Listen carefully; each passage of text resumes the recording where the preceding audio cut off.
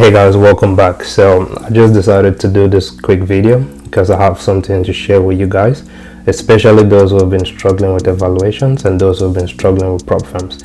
And the reason I'm doing this is I have two reasons. The first one is I used to be in the same position, I used to be in the same situation where I found it very difficult to get this prop firm, so I just found it difficult to get capital. And secondly, I just want to document my journey as well. If you look at the past video thing, I did mention I was done doing like the 50k account, and now I have a 100k account, and I want to show you guys something about this account, because this is the thing for me. I believe if you can go deep into the analytics, if you can go deep and look at the figures, you look at the numbers, it's going to tell you a lot about these evaluations. It's going to tell you a lot about your approach or your strategy as well. So this is me just sharing mine, and I believe if you're struggling with the evaluations, if you're struggling with prop firms, you can learn something from this. So I'm going to show you the dashboard, and this is this right here is with FundedNext. So this is a 100k account thing. So this is a 100k account, and I'm not promoting any of these guys. I'm not affiliated with any of these guys. So if you decide to use them, you need to do your research and go really deep. So here's the thing for me. So this was a 100k account, and this is phase one. So if you look right here, the equity and the balance thing, it says 108. So for sure, I did pass this account. So you're looking at it right here. I've mentioned this a couple of times. My win rate is always around 30%. So I'm right around 30% when it comes to my win rate. So the sweet spot for me is around 20 to 30%. When you look at this account, I had about 34%, and it's not far from 30%. It's really close. And the average risk to reward was about 1:3, and that's good. So when I have a win rate of about 20 to 30%, the risk to reward is always massive, and it helps me a lot. So when you look at this, going down and just analyzing everything, you can see on this account as well, I was trading just one pair, and that is NAS 100. So everything on this account is NAS 100 from top to bottom. And this is something that's very important as well. I did mention this already. The reason I trade just one account, one pair per account, is because it makes it very easy for me to manage drawdowns, and it makes it easy for me to stay consistent as well.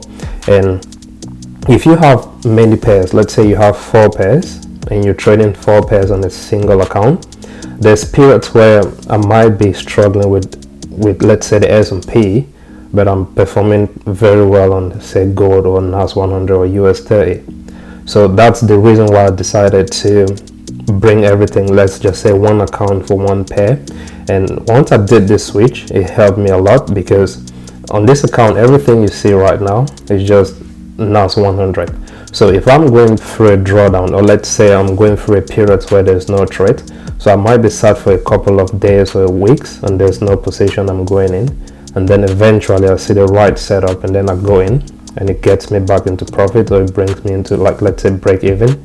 I might sit again for some time, take one trade, it might bring me back to a drawdown, and then the next one might bring me back to break even, and even been, let's say, having some profit again on this account.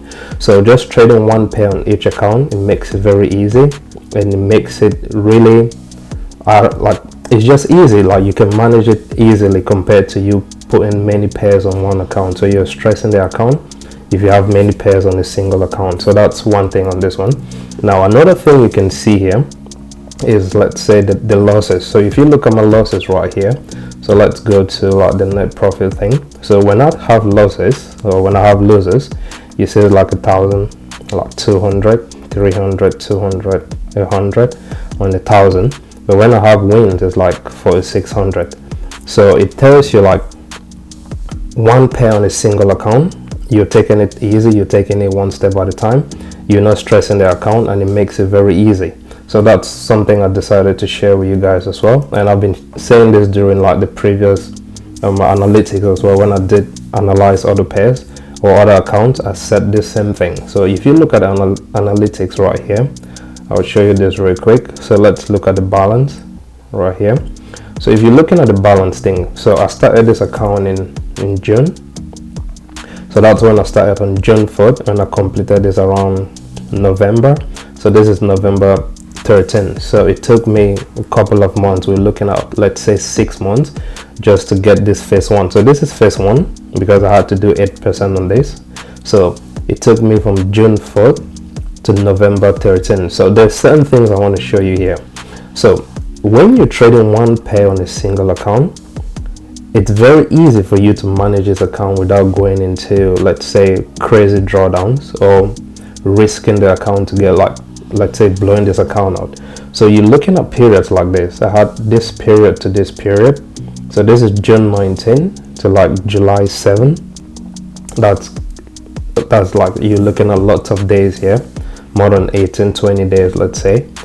So I didn't take any trade during this period. You're looking at this period here, the same thing, from July 25th to August 6th, no trade. So you're looking at this period here, and this is September 5th to, let's say, September 29, or like 20 something days, and I didn't take trades during this period as well. You're looking at this period right here, and this is October 29 to, let's say, November 13, and I didn't take any positions again. So if you look at it, I had about 29 trades during this period, but I had periods when I had to sit on my hands. And this goes for people, like, if you're swing trading, this is a reality for people who are swing trading. Now for a scalper, let's say somebody who is scalping, you might complete this evaluation, let's say from June 4th, let's say from here to about give or take June 4th to, let's say, July 7. So somebody who is scalping might use this period and complete the evaluation. But if you swing trading, it's a different ballgame. So this is the reality if you're swing trading. So if you're swing trading, you need to sit during periods when you're not taking any positions. Periods like this, you're just watching how price is moving, how price is interacting. You're sitting during periods like this. And that's why I have different accounts on different pairs. So why I'm sitting during periods like this, when NAS, I'm not seeing a setup on NAS. During this period, if you look at the other accounts, if you go and analyze this other accounts, you can see clearly during this period I had positions on US30, I had positions on gold, and I had positions on BTC as well. But on NAS 100, the conditions didn't align properly, so I just had to sit on my hands and not do anything. The same thing happened during this period. So during this period again, I wasn't trading NAS because there wasn't any setup. So you see, I have this extended period. So when you see people swing trading, and they tell you it takes a longer time for them to get these evaluations, is because you have periods like this. You have periods when you're not taking any positions, you're just sitting and it goes flat. You have periods when you're not taking any positions, you're just sitting and it goes flat. So it's the same thing. You have this periods like this. So sometimes you could be sat for like 2 weeks, you're not taking any positions, and everything is just flat. So it remains the same. And I think this was a game changer for me, because when I had the first accounting and I struggled with the first account, I was doing the S&P, that's SPX 500. I had NAS 100, I had US 30, and I had gold on the same account. So once I had these pairs, like I had 4 pairs on the same account, and I'm trading, let's say, 1%. So if I take a hit on the S&P, NAS, US 30 and gold, I could be down 4%. And let's say, give or take, I decide to go, let's say, with 0.25%. So I'll probably have, let's say, 0.25% on each, and if I take a hit, that's minus 1%. But now the difficulty with this is there are certain periods when the S&P is moving crazily. So I just want to capitalize on the moves I'm seeing on the S&P. So personally, I decided I'll take different accounts. One account for the S&P, one account for NAS, one account for US 30, one account for so S&P, NAS, US 30, and one account for gold. So this was like my thought process thing, and this changed everything for me. And that's why it's very difficult for you to hear me saying I've blown an account, and just because of reason like this. So I can go, let's say I could be in a drawdown of about 3%, and I'll just sit through this periods like this, and I'll wait for the right setup, or sit through periods like this when the market is not aligning properly, and when the situation presents itself again, then I'll take now the position, and that's how it's very easy for me to get out of drawdowns. So this is something I decided to share with you guys, and you can see again, so the only pair here was NAS 100. So this is something you can practice as well. You can do the same thing. So it took me, let's say, 6 months just to get this account on NAS 100 NAS 100 funded, and this is a 100K account. So that's the beauty of it. Now when you look at this, I'm going to show you guys, let's say, phase 2. So this was phase 1. You look at the irony here. So phase 1 took me a longer period, but when you look at phase 2 took a shorter period. But give or take, it's taking me about 6 to 7 months. So just give me a minute, let me pull up that for phase 2. Alright guys, so here's the phase 2 account right here. So this was phase 1 and this was phase 2. So let's get the phase 2 account one. Let's get the phase 2, and I'll show you the difference with the phase 1 and the phase 2. So when it takes me a longer time to get phase 1 funded, it always takes me a shorter time to get phase 2 funded, because once I'm passing phase 1, the conditions always flip or it changes. So it's always like during the period when the market is trending now, so it becomes very easy. Alright guys, so here's phase 2. So here's the phase 2 account. So let's look at this. So my internet is a little bit messy, so but I hope I can show you guys this. So if you look at phase 2, now let's compare the win rate. So if you look at the win rate here, I have like 80% the win rate with phase 2.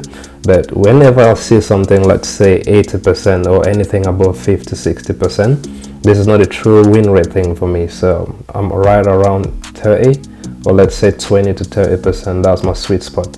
And if you compare it now, you're looking at the average risk to reward, it drops to like 1.2. So, and when you look at this, it's also because the number of trades I took less trades during this period compared to phase 1. So I preferred showing you guys the phase 1 because I took a longer time, I had more trades, and so the data was more correlated to my win rate and stuff like that. So with this phase 2 one, now this is not a real thing for me.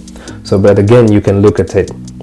So the only difference here is you see one trade with BTC, and that's because I had to fulfill the minimum trading days, so I had to open one position with this just to complete everything. But the rest, everything is still NAS 100, and you can see the losses as well, very minimal, and just one win, and everything was done. So you can look at this as well and look at the, let's say, the analytics right here. I'll put this on equity as well. So I'll take out equity and let's clean this. So you can look at the period as well. So I started November 14, and you remember phase 1, I completed that on November 13. So I started this on November 14, and I had this flat period from November 14 to November 24th. You see I didn't do anything. And then I started November 24th, and that's because I didn't see any setup during this period. So what most people do is, once you go through phase 1 and you complete phase 1 and you get to phase 2, once you have your phase 2 account, what most people tend to do is, on the same day you're given this account, you start looking for positions, you start looking for opportunities, and what you turn up doing is, you start on this day and you immediately go into a drawdown, and now you spend the rest of the time trying to come back from this drawdown to break even before trying to get this account funded and stuff like that. So you can do it differently. So you take your time. So even when you have phase 2, like now you have the phase 2 account, it's right there. Give it some time, wait for the setups to align properly, wait for everything to align correctly, then you can start. So you're looking at this November 14 to November 24th. During this period, everything was flat for me. I didn't see these positions, I didn't do anything. November 24th, I took the positions and I stayed during this period again. From November 26th to December 21st, didn't do anything, took a trade here, came back to break even, sat through this period from December 2nd to December 15th, and I had one good position, and I took this position, and that's it, made over 5%. So here's the reason why I'm sharing these things with you guys. You need to understand what you're doing. So if you're scalping this, this information is not going to help you. But if you're swing trading, then this is something that's gonna help you. This is a reality right here, and most people don't tell you, most people don't show you, but you have to go through periods where you're not doing anything. You're just sitting on your hands and you're just waiting for the right opportunity to set up to align properly. And that's why you need multiple accounts. That's why I have multiple accounts for different things.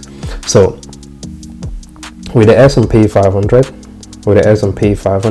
currently I have a 50k account with the S&P 500. With NAS 100, currently I have 100k with these guys, and I have another 50k with Blue Guardian, so that's 150. With gold, I have a 50k account with these guys, and with US 30, I have a 50k account. This one, I think, so with gold I have a 50k account, and this is with funding traders. And with US 30, let's see, with US 30 I have a 50k account with these guys with FundedNext as well. And with the S&P 500 I'll have a 50k account, and this is with Blue Guardian. So it's not just mixing the accounts and putting everything with one prop firm. You have to diversify as well, and the reason I'm diversifying is because of what happened with TFT, and that was the first one of the first accounts I got funded with, and that the guys went down. So after that I decided to diversify with different prop firms. And again, I'm not advocating for any of these guys, I'm not promoting any of these guys. If you decide to use any of these guys, go do your research and make sure you're comfortable with the terms, you're comfortable everything they're offering before you invest your money with these guys. So this is it for me, and this is it again. I'm showing you guys this thing so you understand there's a possibility for you to do things differently compared to what everybody is telling you out there on the internet. So this is how I do it. This is how I approach the markets. This is how I approach the prop firm thing. So I'm done doing the 50k. Now I've done the 100k. I've done it successfully. So if you look at it, I have a total of about 5 funded accounts right now, totaling to, let's say, 300k. And this is how important it is. A year ago, it was very difficult for me. I had nothing in terms of this prop firm capital to work with. But currently, I'm sat with like 300k. Now, this is massive. So let's say, let's clean this. So let's say you're sat with what, 300k? Now, on different accounts, and you decide to take, let's say, 2%, or let's say 2 to 3%. So on every given month, or let's say 2% basic. So on every given month, here's your target, 2% per month. So on this account now, it makes it really interesting.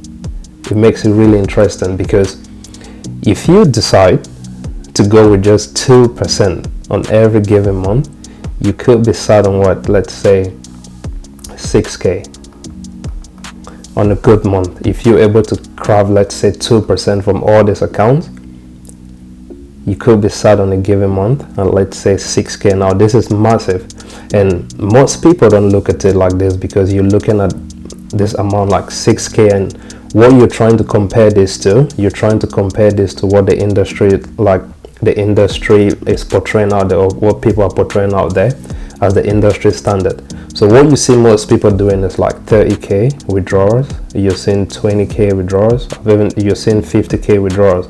Now you need to understand there's steps to these things, there's levels to these things, and you need to build yourself up. So you need to start from the bottom, and then you start climbing one step at a time. So if you can do something like this and get to a point where you have this substantial amount of capital to work with, now you can aim for 2%. Now this 2%, this is 6k. This is a game changer. 6k, and you can do lots with this. You can reinvest this again to get more accounts, or you can just get this, reinvest into other things. Maybe get a portfolio where you reinvest in the amount and holding it for longer periods. So you can do lots with it, but you have to understand that the game can be played differently, and the game can be played at your own pace. You're not trying to force anything, and you're trying to take it one step at a time. So if you do something like this, and you just, let's say you go for 1% every month, 1% every month, you're sat at what, 3k. You start at 3K. Now, for most people who don't understand, now, where I come from, and I've said this multiple times, I was born back in Cameroon. I've lived outside of Cameroon. I can tell you, there's people out there in Europe making this amount every month, and there's people, let's say in the UK as well, struggling to make this amount. So this is something you need to look at it from a bigger picture and ask yourself, what amount are you working with, and what, like, you need to be appreciative sometimes, because when you look at this 3K from just analyzing the charts, pressing the buy and sell, that's crazy. And if you can even get to the point where you're doing 2K, and that's what you're doing, like 6K, it's massive, it's crazy. I don't even know how I can explain it, but you can do it at your own pace. You can take your time, and you can go one step at a time. So there's lots of people out there, or other guys or mentors, and they tell you, don't do prop firms because you're not trading with real capital and stuff like that. I'm not going to go deep into that, but here's what I have to tell you. Ask yourself one question. The person telling you these things, where is the person coming from? So if you have a mentor, let's say you have a mentor and this person is based in the US, you have another mentor and the person is based, let's say, in Canada, you have another mentor and he's based in the UK. Now, let's say you're coming from Africa, right here, you're coming from Africa, right here, and you're taking the advice like this guy is giving you. So these guys are telling you, don't go with prop firms, and you believe you cannot do anything with prop firms, and you stop using prop firms.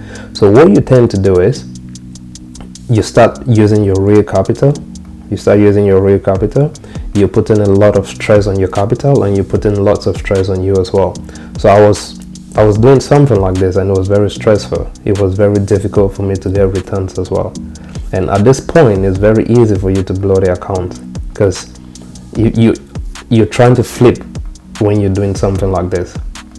But you can utilize what is out there now. You can use these props, get some capital, and then reinvest again into your real account.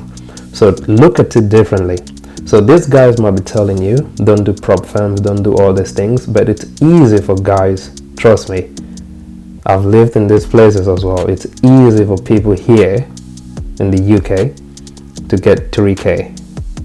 It's easy for somebody to get 3K in a month.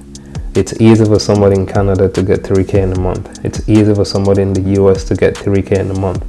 But for somebody who's in Africa, or let's say in other developing countries, it's very difficult. So if you can struggle and raise, let's say, $300, $250 or $100, don't put this in your real account and try to flip it. If you know what you're doing, let's say you have a strategy that works. So the first thing is you have a strategy that works. If you have a strategy that works, if your risk management is on point, once you have these two things, then you can reinvest this into the prop, get these accounts funded, get the evaluation and everything, bring it now into your real account, and then you take it one step at a time. So when these guys are telling you don't do the prop firm thing, don't do it, use your real account, they do not understand the struggles you're going through. I understand this fully because I've been in this place and I've been in this place as well. So I've lived in both worlds, and I'm telling you, those who hear is very difficult. Those who hear is also difficult, but compared to those who hear, it's less difficult. So you can wrap up this like really quick. You can get 5K here, 10K here easily, or really quick compared to somebody who's here. So just play the game differently. Look at the numbers, and it's gonna help you. So that's something I decided to share with you guys. And just looking at this now, so I have you know what, let me show you guys my rise. So just hold on. So here's my rise thing, and you can look at the invoices I've had already. So from Blue Guardian and the other ones, and just like December alone, this is what I had from December, like 2,500. And again, you're just looking at this chart, you're just analyzing it, and you're pressing the buy or the sell, and that's it. So when people are telling you don't use these props and don't do this, you can actually make lots from it. So this, you can look at it. I've had a couple of payouts as well, and you can expand this and keep going. You can expand this. I've had a couple of payouts as well. So that's it. You can, and this is like, I'm not even faking this. Let me refresh this so you can see. So if you refresh this, it's going to show you. So once you have this payment on Rise, this is not something you can fake, because with most people they tell you you don't get paid, you don't get the payout and stuff like this, but this is it. So these are the payments I've had, and this is what I've made in December, and it was a slow market thing as well, and this is after getting the profit split. So normally this was supposed to be about 3k and stuff like that. And again, I made this on the 50k account. So once you start increasing the account sizes, so let's say you have 100k, you have a 200k, it's a different ball game thing. So now this is going to multiply. So instead of 2500, you're looking at, let's say, something as 5006. So it's going to change once you start having more capital to work with, and you can see the payments there and stuff like this, and you can go like through the other months as well. And I think I've shown you guys this as well during the previous videos. So you can do something like this and take it easy, take it one step at a time, take it gradually. Don't stress the account, don't stress the process. Work on your strategy, work on your risk management, work on your psychology thing as well. Once you have all these things put in place and you're sure you know what you're doing, you just need to take it one step at a time. Alright guys, so that's it for me, and this is what I decided to share with you guys, and I hope this helps you. And if you have any difficulties and you want to reach out to me, just drop a comment down and I'll do my best to reply. Alright guys, so stay patient, stay consistent, and see you during the next one. Bye for now.